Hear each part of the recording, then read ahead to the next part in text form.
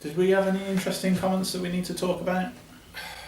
Because that worked really well, that 90s thing. It did, yeah. We got more views for that than we did the actual review. That was great. I don't... Blur? Blur, yeah. Yeah, the fact that Blur are good is a thing, yeah. And there's a period, I think, after the boring fame period where they got really good. And I think that was actually that was David Elmore, and it was his sort of breakdown from the experience, if you like. Damon Albarn's such a weird, sort of like, he's almost like a black hole, you know. Don't know very much about it, considering he was the frontman of such a big band in the 90s. It's sort of like, you know, you don't get the usual stuff. He's a bit like Reece Shearsmith. You know, he's sort of like, plays all the cool characters. Dave. And yet, he's not really, he's not really part of the public consciousness. Yeah, whereas obviously, what's his name? The guy that does Doctor Who and Sherlock, his name. And we'll know him, don't we? He's our best friend. But I read a really interesting thing, it's on a ferry, actually, about there's these two academics who were trying to sort of change the way people are singing. There's a real problem with people losing their voice, you know? Yeah, someone else had an operation recently. Yes. It seems to be quite a common thing, doesn't it, for a singer to... Yeah.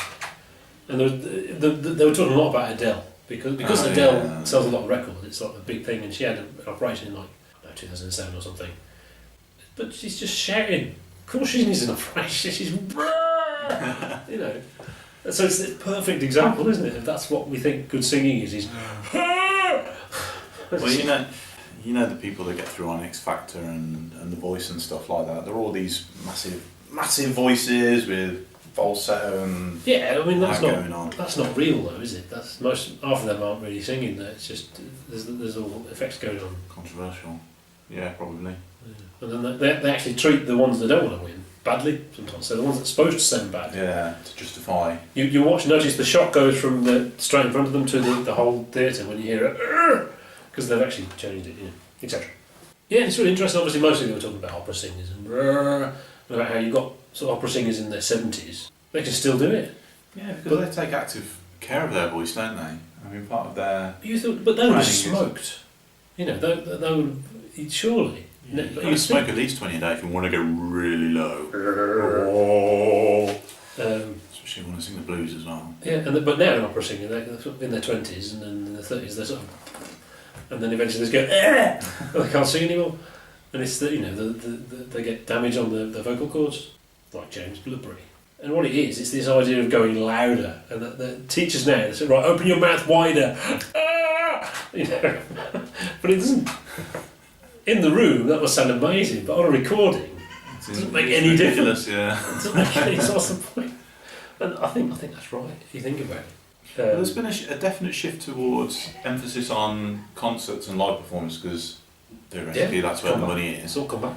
So maybe that's what it's about. They're looking for singers now that aren't, artistically, they got a bit, but if they can perform live, that's the real key to it all. Because you can buy people, you can pay people to write songs for you, can't you? Yeah. So it's good in one sense, not so good in another.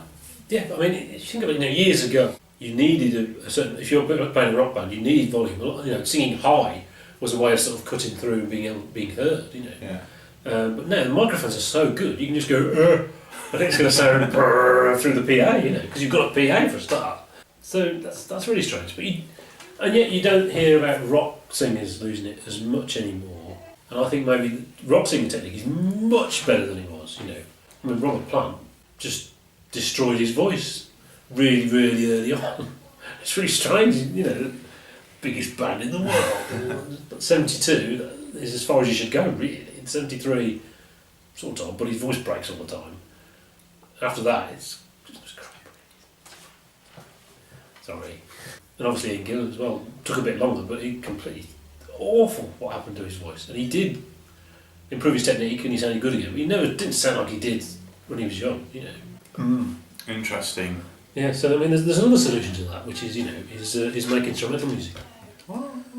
See what I did there? Yeah. See the C. Amazing. Yeah. Almost seamless. Yeah.